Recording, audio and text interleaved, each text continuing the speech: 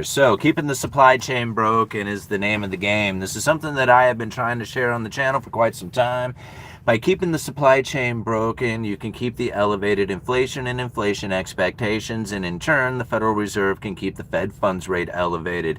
Goolsbee, a FOMC voting member on monetary policy, is out there in the mainstream media talking about how the Federal Reserve needs to maintain the Fed funds rate at this current level in order to combat the inflationary scenario that we are now facing, because it is persistently too high. Now, this is something that we have shared on this channel time and time again, that the Federal Reserve was looking for, wanted, and was hoping for persistently high inflation. It's something that John Williams was talking about back in 2018 in a speech titled Monetary Policy Strategies for a Low Neutral Interest Rate World.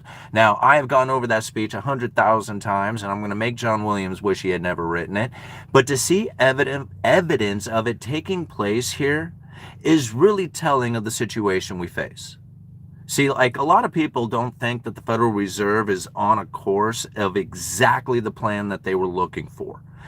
Elevated inflation and inflation expectations that is persistently too high is exactly what the Federal Reserve was hoping and wishing and dreaming for. And now I get that for a lot of people that doesn't seem right. And for a lot of people out there, they're going to say, dude, where'd you come up with that? Now, I have shared many times here on this channel the credible threat theory. There is a link down in the description for you so that you can go and check out the UE University, where you can go and get all the PDFs, all those speeches that you would need in order to understand and internalize the credible threat theory. You can get it for yourself. Now, when you download all those speeches and you start reading through them and you look at all those highlighted marks that I put on them, you're going to start recognizing that, one, the Fed funds rate was operating at the lower bound of zero and there was no more downward adjustments for interest rates. The Fed was out of ammunition. That is so important to understand because they were operating there for a very long time. And the fact that they were operating at the lower bound of zero with no way of adjusting interest rates, they had to formulate other tools. Those other tools that they came up with was, one, quantitative easing, where they would expand the balance sheet by buying up a bunch of U.S. treasuries and mortgage-backed securities and putting out a bunch of new money printed into the system with reserves, but essentially just sat on the big banks' balance sheets. That money never really entered into the system, and it didn't create the inflationary scenario that the Fed was looking for. And so I know a lot of people are going to have like a very difficult time wrapping their head around the idea that the Fed had taken their balance sheet of $850 billion to over $4.5 trillion and failed to produce an inflationary scenario that they were looking for. Most people will just look at housing or the stock market or the bond market and say, look, that's where all the inflation went. You don't need to look anywhere else. That's not the inflation that the Federal Reserve was looking for. The inflation that the Federal Reserve was looking for was incredibly low, ran persistently, consistently for a long time under the 2% target. They failed to achieve it, even with all the money printing that they had done. So to recognize the problem that they were facing back in 2018 going into 2019 is that they had an inflationary scenario that was too low, and they had thrown an insane amount of money at it, and it could not find the inflation. They weren't able to find inflation until they started breaking the supply chain, and that was the critical component. Most people just think, oh no, money printer go burr, prices go up. What else do you need to know? And they will not be able to explain quantitative easing 1, 2, 3, and 4 failing to produce the inflationary scenario, which was far more money printing on a percentage basis than took place during COVID. But when you sever the supply chain and you hand out stimulus checks, what do you think is going to happen? Everybody ran out there, pulled all the supply out of the economy, and they had told people, do not show up for work. Do not drive the truck. Do not stock the shelves. Don't produce. What do you think is going to happen to supply? It's going to vanish. Now you got supply-demand imbalances with a whole bunch of stimulus money behind it. What do you think is going to happen? Of course prices are going to go up. But that money printing is but a flash in the pan. Unless you have ever increasing amounts of money printing that is constantly pouring into the system, which I get, a lot of people are going to believe that's what's happening. There, there is a much bigger world out there that is demanding dollars that the Federal Reserve may not be able to print at a pace that is fast enough to meet that demand. To understand it to this level is getting very deep, and to then put it back on the Federal Reserve, say money printer go burr, prices go up, you're going to miss everything that's out there. Keeping the supply chain broken is the key component. War, COVID, tariffs, credible threat of more tariffs. How about some psychological impacts on the people with the Fed independence? Whatever keeps that supply chain broken and keeps the elevated inflation and inflation expectations is the goal. If you look at it this way, you'll see it all over the place. Everybody else wants to have these understandings of the Federal Reserve and their monetary policy that the Fed has never communicated. People will literally make up monetary policy of the Federal Reserve and not have any proof of it whatsoever. It's the craziest thing I've ever seen. And I know that it's deployed through the mainstream media that these people get this information. And this is part of the Fed's tactic, is to use the mainstream media as the deployer of the information, the propagandized information. Even Goolsby saying it. We need to keep interest rates elevated because of the inflationary scenario. This is exactly what they wanted. Elevated inflation, inflation expectations, elevated Fed funds rate. And I know that's difficult for a lot of people to understand, but then you have to really start breaking it down to the neutral interest rate. And the neutral interest rate is very difficult on top of it because nobody out there ever has a conversation about it. And if you don't have a conversation about the neutral interest rate, you're never going to understand why it is that the Federal Reserve would want elevated inflation and inflation expectations. Again, I left a link down in the description to the UE University, the school. It's a 7-day free trial. You have probably 5 more days with it before I end the 7-day free trial. Go and get the information. Just go and take it. I mean, I've been offering it up for free for years here on this channel. It's still for free right now. I'm not, I mean, you know, what else can I say? You know, it's right there. Go get it. You know, I mean, and what I would love is for somebody to go and sift through that information and then disprove me. You won't be able to. Once you go through that information, once you see it, you're going to be like, holy crap, man, you saw something that nobody else recognized and was able to piece it together in a way that is now understandable for a working class individual. Does it take time to internalize it? It sure does. Once you see it, you won't be able to unsee it. Okay? And that's what I think is like truly amazing about what I am witnessing out there right now is definitely a severing of the supply chain. Think about it. Like if you're not producing things, then you've severed the supply chain. Housing is a perfect indicator of production in the United States. If you're producing houses, you're probably producing a lot of other stuff too. All right? Like if you produce a bunch of other stuff and people are really enjoying the production, then you're probably going to be producing houses too, because people like to live in houses. And so if you're a very productive person and you've been doing that for a while, you're probably going to want to live in a house. And so when you see the demand for houses going up, it's probably a good sign that we have been going through somewhat of a productive economy. But are we seeing that? Absolutely not. It's going the opposite way. We're seeing less homes being built, you know? And what I think is pretty interesting about this is the longer that gap in production takes place, the longer it takes to make up for it. The more you have to ramp up the production. You got to make up for the slowdown, and then you got to bring it up to meet the demand, and it's going to be almost impossible to do that the longer you wait. And this is the unfortunate consequences of the economy we now face. Most people look at it and say, man, what is it that they're going to do? And I'm like, I don't know if there's anything they really can do at this point. Like, I really don't think there's anything they can do. You can do a lot. there's a ton of things that you can do as an individual, but I'm not sure what they, like the powers that be, can do for you. Once you see it, once you recognize how it is that they are playing this game, this elevated inflation, like it's not like they didn't know that, or they didn't tell you. It's not like they didn't even tell you. Okay? I mean, Jerome Powell said it in a speech August of 2020. He said, yeah, inflation is, it's really good for a stable economy. And you know how painful it is for people with lost jobs and income. But inflation that is, too low can pose serious risks to the economy. Serious risk to whose economy?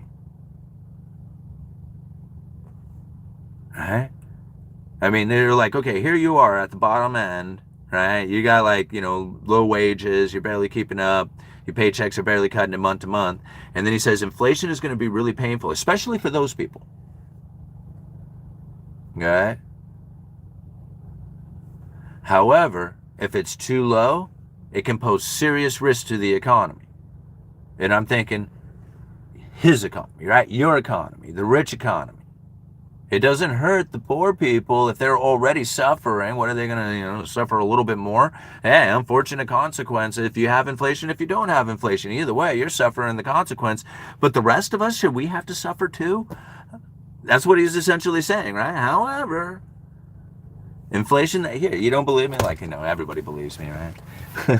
Let's read some comments here. New money isn't enough. You need ever increasing amounts of new money. Rates go down 100. All right, put on the damn glasses. Why is Japan the opposite of our economy? Why do they have oversupply of houses and they're deteriorating?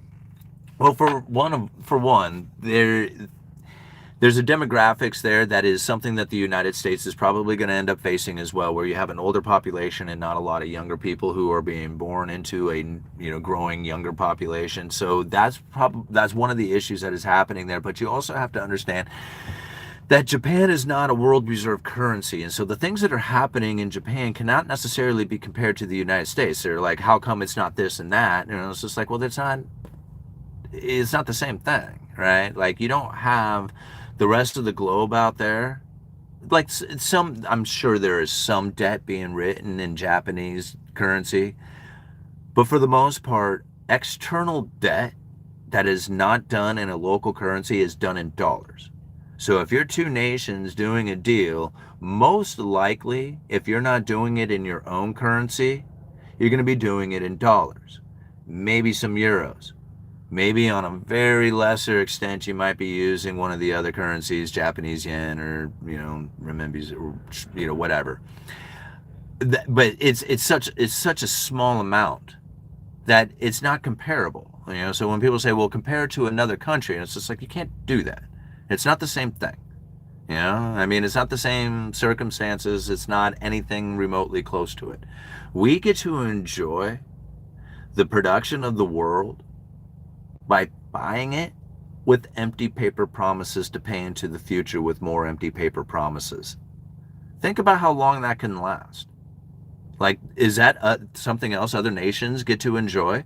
That they get to use the production of the entire world, their natural resources, their labor, their, everything, right? There's everything for their production. We get to enjoy it, and then we buy it, we pay for it with an empty paper promise saying, hey, here you go, and we promise when we go to pay this, we'll pay you with another promise to pay into the future. And who's ripping who? Like, who's getting the best advantage of that? Do you think other nations get to enjoy it like we do? I mean, I don't know how many people see it that way, but that's literally what is taking place. Yeah. And then, we use our military to force the situation too. Yeah. All right. I came across a Freemason live stream. I didn't take very long for me to get banned. Huh. All right. One of the unforeseen outcomes of the Cantillon effect is the need for immigration to prop up service-based economies. You got the right Spaghettio 2-3 consuming Simon's knowledge that he shares is a luxury. Yeah. I have a pair of pink fuzzy dice packed in the attic. I don't throw anything away. I was raised by people from the old depression of the late 20s, and they are gone now, but they left a lasting impression. Caught Simon live on my lunch break. I'm considering this a luxurious experience. There it is, SpaghettiOs 2-3. All right, do you believe they created COVID?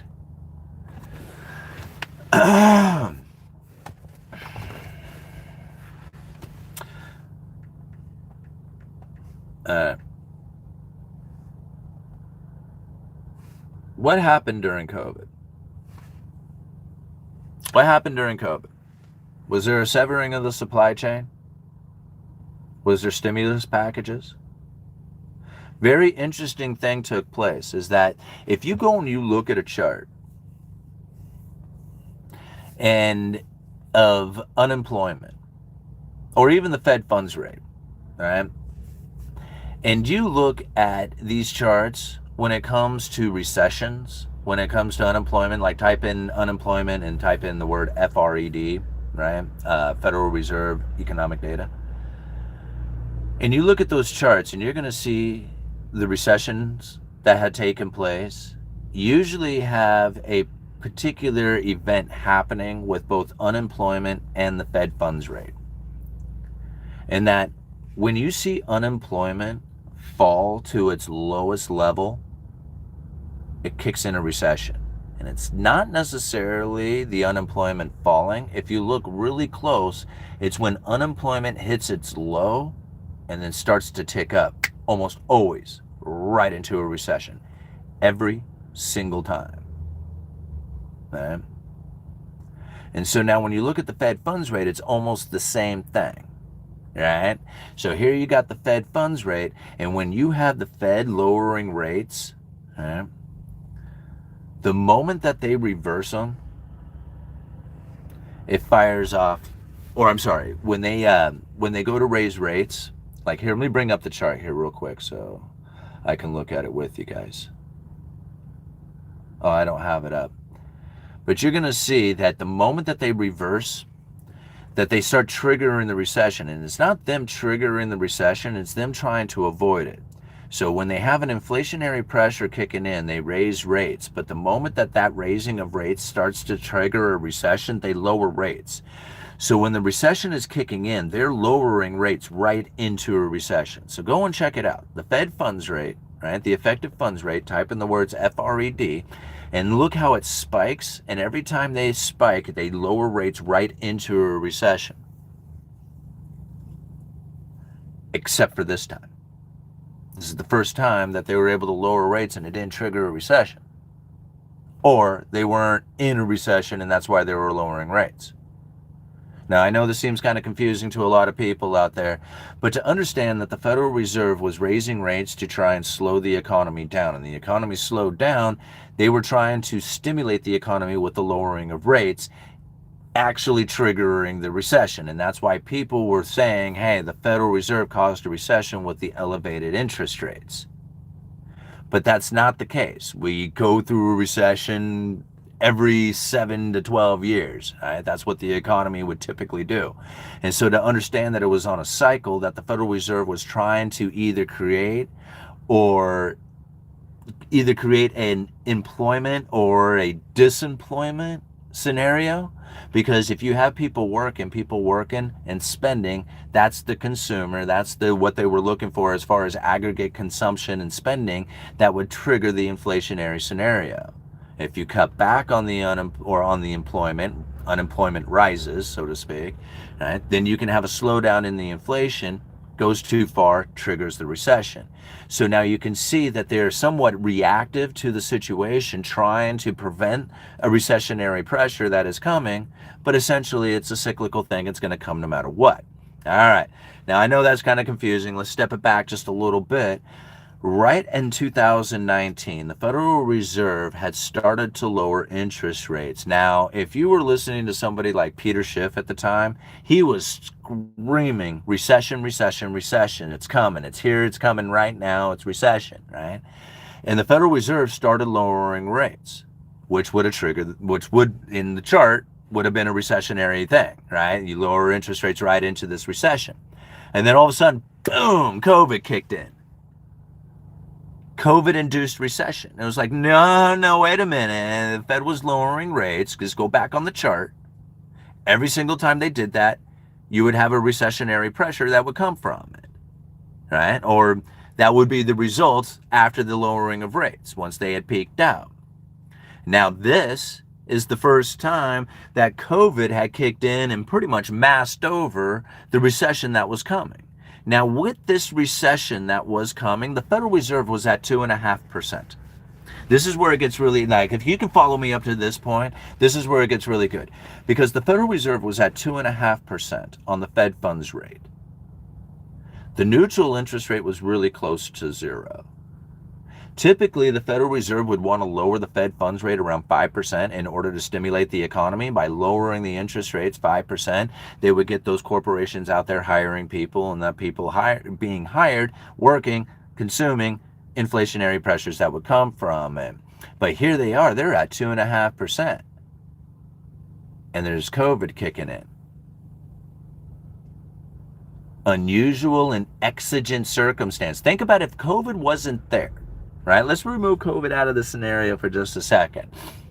The Federal Reserve was lowering interest rates, and there was a recession that was about ready to kick in. Guys like Peter Schiff were just screaming at the top of their lungs that it's about ready to happen. Everybody knew it. So here it is, the Fed's lowering rates. They don't have a whole lot of room to move. And if you go into a recession, how do you stimulate the economy? They just printed up an insane amount of money. Right? They took a Fed's balance sheet of $850 billion to over $4.5 trillion and failed to produce an inflationary scenario. The Fed funds rate was not that elevated from that zero lower bound. They had no real room to drop interest rates and stimulate the economy.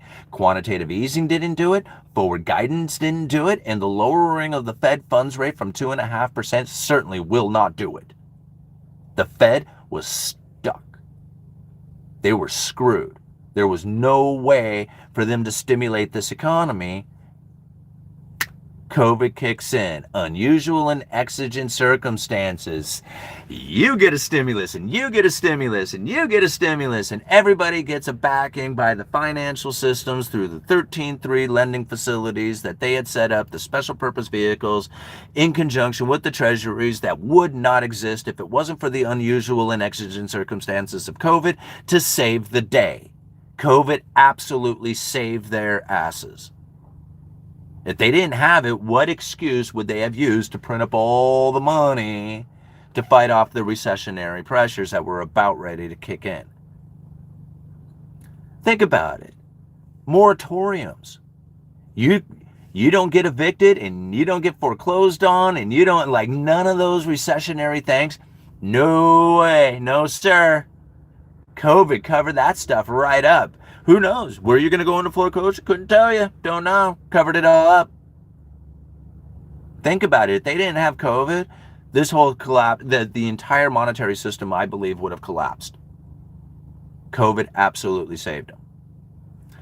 Now, I don't know how many people get that. If you understood the credible threat theory, all that stuff was just like, oh, dude, that's old news, man. You just talk in circles, bro. You just say the same thing over and over again. All right? But if you could understand how it is that the Federal Reserve was stuck at the lower bound of zero, the Fed funds rate was not elevated enough to actually stimulate the economy, the Fed funds rate was starting to drop into a recession that got triggered by COVID. Very, very convenient.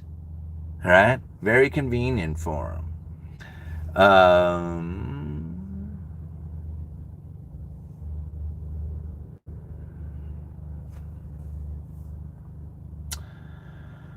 Where is it? Let me see if I can... So, somewhere in here, right there. Miss Brainerd from May 16th of 2019 had this to say. Of course, it is not entirely clear how to move underlying trend inflation smoothly to our target on a sustained basis in the presence of a very flat Phillips curve. Now, what she is talking about there is that the Fed funds rate was operating at the lower bound of zero. All this stimulus, quantitative easing, 1, 2, 3, and 4, right? Going into the economy, forward guidance, all this unemployment falling to historically low levels. Remember, Obama was bragging about it, and then Trump during his first administration, he was bragging about it, right? Saying how awesome it was, the unemployment being historically low, but it didn't produce an inflationary scenario. That failed them. Like typically unemployment falls like that, inflation would take off, but it didn't do it. That was the flattening, like the sustained presence of a very flat Phillips curve. That's what she's talking about. All these people went to work, but it didn't create inflation. One possibility, what we might refer to as opportunistic reflation. Think about this. This is 2019. What was May? What did I say? It was May of 2019? Yeah, May of 2019. So COVID hadn't kicked in yet. Right? It's on its way. It's coming in a few months, right? It's just a few months down the road. And this is what she says. One possibility we might refer to as opportunistic reflation would be to take advantage of a modest increase in inflation to demonstrate to the public our commitment to our inflation goal on a symmetric basis. Did you hear it? I know it's Fed speak, so it's really complicated stuff, and they don't talk really clearly. But let me read it one more time. I'm going to read it slowly. But what she is saying is that if they only had elevated inflation, then maybe they could show to the public how committed they are to get to the 2% target. Let me read it again. One possibility we might refer to as opportunistic reflation would be to take advantage of a modest increase in actual inflation to demonstrate to the public our commitment, got to get to that 2% goal, right? Commitment to our inflation goal on a symmetric basis. We're trying to get to the 2%. Got to get to that 2%. Man, it's been really difficult getting to the 2%. We're really committed to it. We got to show the public how committed we are to getting to the 2%. Do you feel their commitment to the 2%? Do you feel that they're committed to it?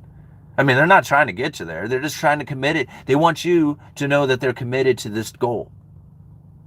If that is what is happening, problem solved. So long as you're feeling the commitment. Are you feeling their commitment to the goal? This is important, right? 2% target, 2% target, 2% target. But yeah, here she's saying opportunistic reflation. You see the difference inside of it? For example, suppose that an unexpected increase in core input price inflation drove overall inflation modestly above 2% for a couple of years. Just suppose that happened. Just by chance, maybe. If we just had this opportunistic reflation where, we had this modest increase in inflation for a couple of years, maybe suppose there was some possibility that could happen in the future. Maybe, there could be an event that would take place. Who knows? Possibly. What event could possibly trigger inflationary expectations and have an opportunistic reflation? Maybe COVID, maybe war, maybe tariffs, maybe credible threats of more tariffs, maybe the independence of the Federal Reserve. Opportunistic reflation ahead. Don't think they had a plan for it? Right? How about, where is it here? Let me see if I can find it. Makeup strategies. Makeup strategies delivered, and how robust are makeup strategies? This was delivered in 2020. Makeup strategies work best when the public understands, believes, and reacts to policymakers' commitment to offset misses in inflation from the 2% objective. This is a document coming from the Federal Reserve in 2020 called make-up strategies, where they are literally going to try and make up for the fact that they failed to achieve the 2% target. An entire make-up strategy. Goes on to say this, in particular, make-up strategies are most powerful when policymakers can influence the public's inflation expectations.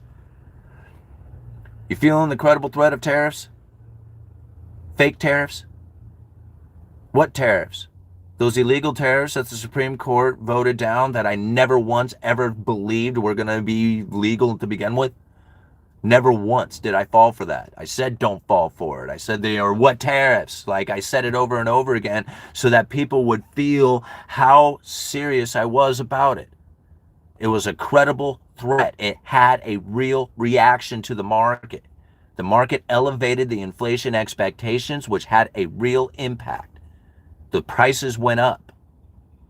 This is how they are doing it. They literally had a strategy. In particular, make-up strategies are most powerful when policymakers can influence the public's inflation expectations. In doing so, policymakers face a dynamic tension. They must maintain long-run inflation expectations around 2%. Do you feel their commitment to the 2% target? Inflation runs rampant, but you know they're committed to 2%. This is their goal. This is the strategy that they use. I left links for this inside of that UE University. The school is provided for you for free right now for the next 5 days.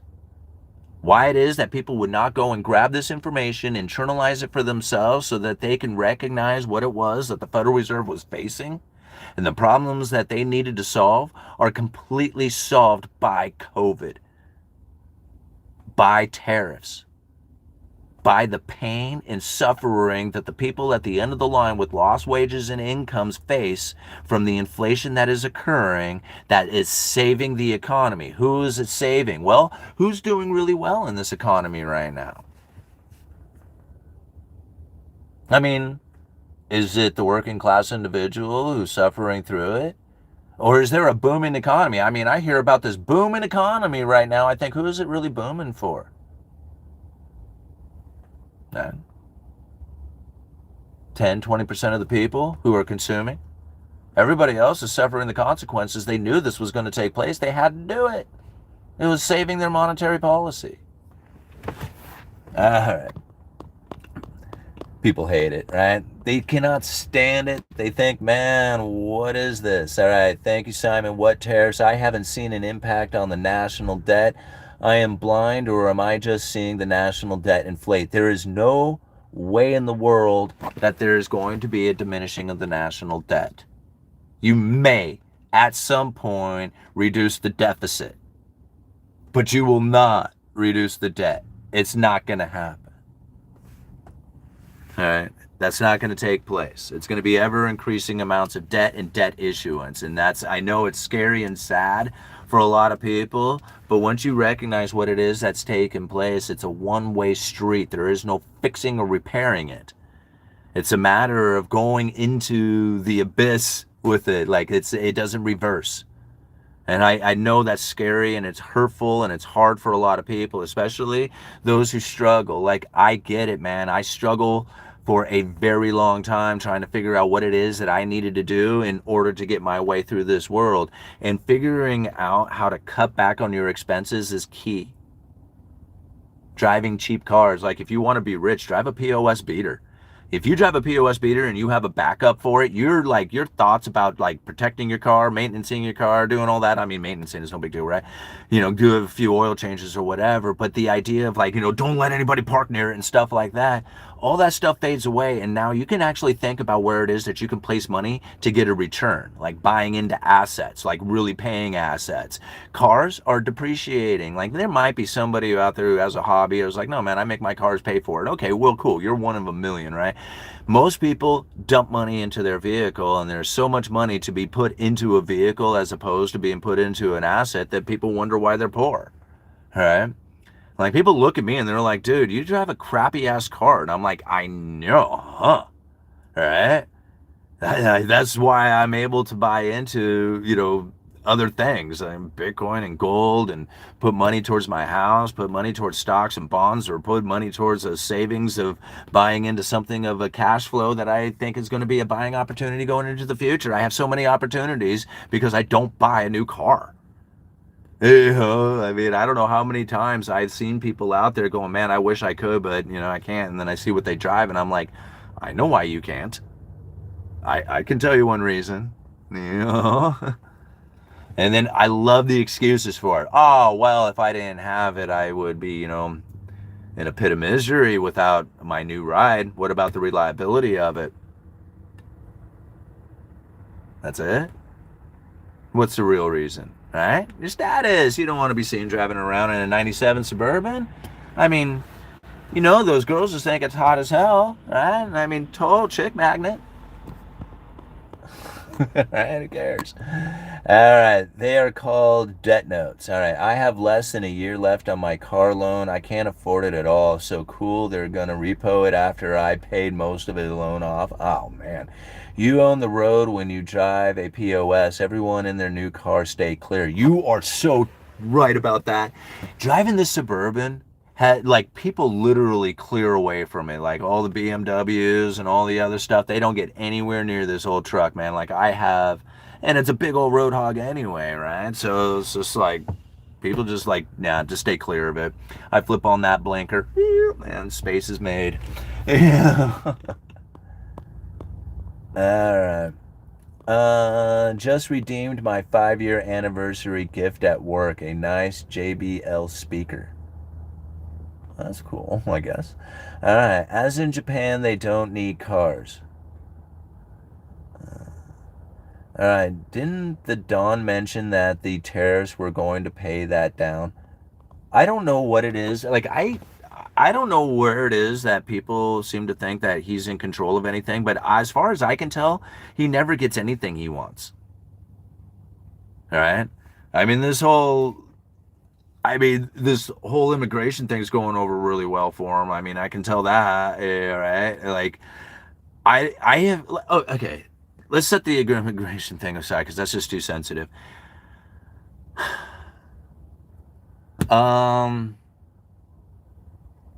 Whatever happened to Keystone, the wall, whatever happened to all the investment during the CHIPS Act, whatever happened to Korea, whatever happened to, what else was a really big deal that was going to destroy it all?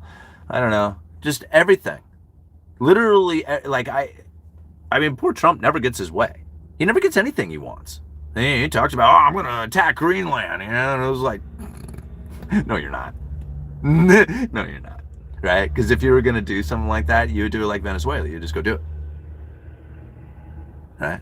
I mean, think about it. Nobody heard about that ahead of time. It was like no threat. And it was just like, they were more like, hey, bro, you got your Johnny back, man, because we're sending the copters in to come get you, Click. Yeah, and then a few hours later, it was all over the news. You don't, if you're going to, that's threatening, I'm just going to go do this, right? You don't tell people about it ahead of time. You just go do it. That's how you do it, right? Otherwise, it's a credible threat. Sure, could he? Yeah, absolutely. Is it going to? Absolutely not. Never once believed that those tariffs were going to be used, right? Did it get used to push people around? Sure did. Did they believe it? Yep, absolutely. Were they forced to pay it? Sure. Now they get it all refunded. Nice bonus, guys. Way to go, right? I mean, do I have to go back to work? God, I do. Okay. Nice bonus, guys.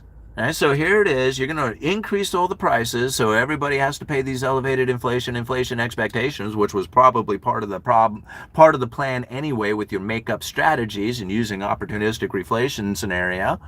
Right, so here it is. You got elevated prices and you get to file for a reimbursement. That's cool. So you get to raise the prices and you get paid back. Geez, who has been saying it over and over again that was what the intention was? The Uneducated Economist. I said it from the very beginning. All right. that this is how it's going to go down. Same thing, and I bet you anything, right? I'm calling it out now, and I'm going to say it a few times on these videos just to make sure that people hear it, that I think that the whole Federal Reserve, and with Jerome Powell, if he goes into criminal investigation and the Senate doesn't approve Warsh, then Jerome gets to sit on the FOMC until that criminal investigation is complete, even if his term expires. That's the way the law is written. Talk about a battle for independence over the Federal Reserve when all of a sudden here Jerome Powell is saying, oh yeah, by the way, my term has expired and I'm sticking around for a while, Trump. What do you think about that? Talk about a cool independence like fight, you know? Great mainstream media noise, because none of that really matters anyway. Doesn't matter. The chairman of the Federal Reserve is a voice for the FOMC. He doesn't make any decisions. It doesn't matter. None of it. It will all be a bunch of noise and mainstream media circus show and all kinds of talking about it and debates and all this crap that goes down, and it won't matter a bit to the FOMC strategy, because the person that they're talking about is literally the voice. He is not a decision maker other than his vote, with 11 other voting members, 5 alternates, and 2 advisors, and it's called the FOMC. All right? So that's what I love about this, is like they're already setting up the shit show. So good, man, right? Get your popcorn ready for it. I know that I'm going to be able to narrate this stuff out there for you. You're going to hear a bunch of propaganda out there on the mainstream media. Just remember this video when you hear that stuff, right? Just like the tariffs, right? What tariffs? You know that it raised the inflation expectation. You know that it caused the neutral interest rate to rise. You know that the Fed funds rate is now much closer to the neutral interest rate, and the economy is far less restricted than anybody had ever given it consideration for. And you know that I've been saying this for years, and that I'm not changing my tune. I don't change my story. It's the same thing over and over again, because if you're telling the right story, it doesn't change. Uneducated economist, you let me know.